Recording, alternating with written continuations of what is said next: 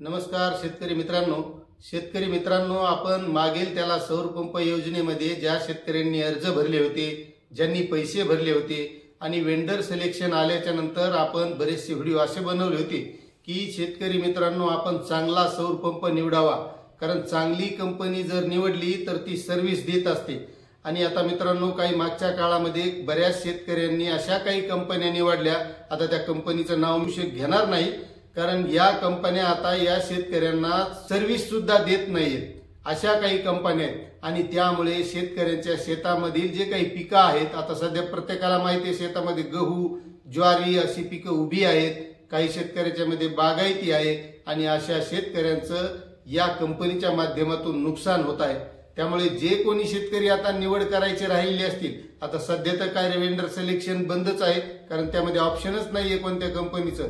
मात्र यानंतर जे काही शेतकरी राहिले असतील त्यांनी चांगलीच कंपनी निवडावी, कारण मित्रांनो, काही जिल्ह्यामध्ये आता एक बातमी वाचली मी, त्या बातमीमध्ये नगर जिल्ह्यामध्ये काही शेतकऱ्यांनी सौर पंप निवडले आणि त्या कंपनीनं त्यांना तो सौर पंप बंद पडल्याच्या नंतर त्या शेतकऱ्यांनी कित्येक वेळेस त्या कंपनीला फोन लावले, महावितरणला फोन लावले, मात्र त्या कंपनीचे कोणीही कर्मचारी प्रतिसाद द्यायला तयार नाहीत, किंवा ती काही जी सौर पंप मोटर बंद पडलेली आहे तर ती दुरुस्त करून द्यायला सुद्धा तयार नाहीत।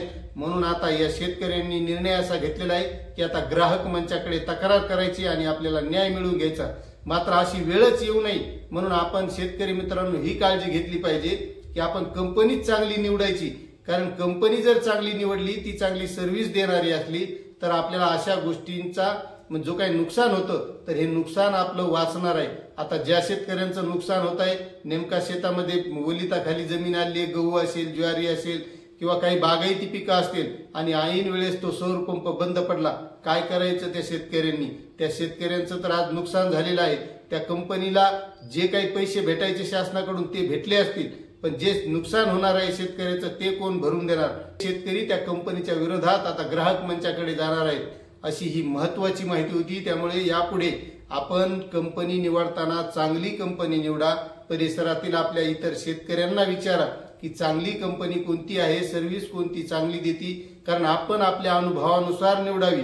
असे माझ्यासारखे जर काही सांगणारे असले की ही कंपनी निवडा, ती कंपनी निवडा, तर असं अजिबात करू नका, कारण गरज तुमची आहे, मोटर तुम्हाला घ्यायची आहे, शेतात तुमच्या बसवायची आणि झालं तर नुकसान तुमचं होईल, माझ्यासारखेच नाही। त्यामुळे तुम्ही तुमचा विचार करूनच सौर पंप निवडावा, आपल्या परिसरातील शेतकऱ्यांचा अनुभव घेऊन, कारण हा डायरेक्ट शेतकऱ्यांना अनुभव असतो, माझ्यासारख्या इथं बसून सांगणाऱ्याला हा अनुभव नसतो। मी उगाच कोणत्या तरी कंपनीचं नाव घेईन आणि तुम्ही ती निवडाल आणि उद्या तुम्हाला जर सर्व्हिस नाही भेटली तर तुमचं नुकसान होईल। त्यामुळे मी कधी सुचवत नाही की ह्या कंपनीची निवडा। त्यामुळे तुम्ही तुमच्या परिसरातील शेतकऱ्यांशी चर्चा करून सौर पंप निवडावा, जेणेकरून भविष्यात तुमचं असा बंद पडला तर सेवा लवकर मिळेल आणि तुमचं नुकसान होणार नाही। तुम्हाला ही माहिती कशी वाटली नक्कीच कमेंट करा आणि चॅनलवर नवीन असाल तर सबस्क्राईब करा, लाईक करा आणि ही माहिती प्रत्येक शेतकऱ्यापर्यंत शेअर करा। धन्यवाद।